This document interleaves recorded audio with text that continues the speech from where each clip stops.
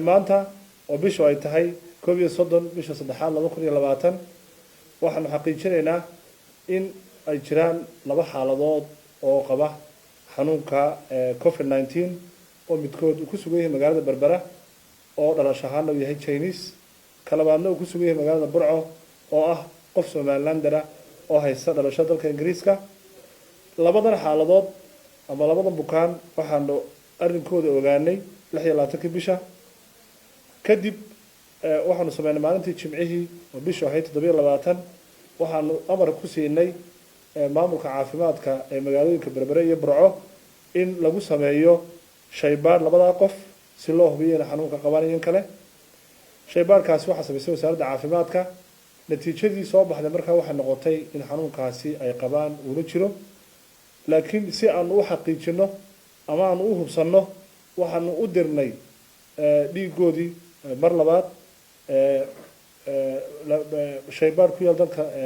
Kenya oo la yiraahdo Camry 28 bisha oo WHO ay aqoonsan tahay kadib markii baaritaano dheeraad lagu sameeyay waxa xalayto la soo gaaray in la soo xaqiijiyay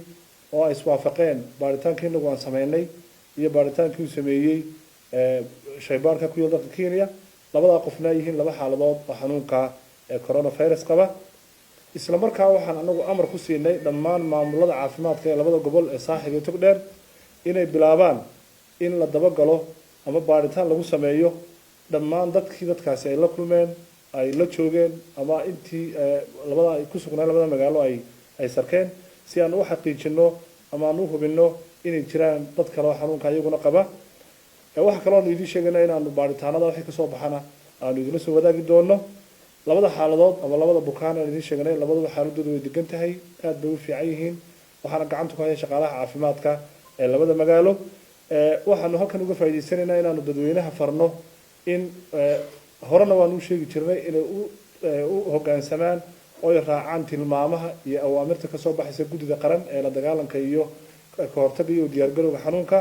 iyo sidoo kale tilmaamaha caafimaad ee laga baahiyo idaacadda TV-ga iyo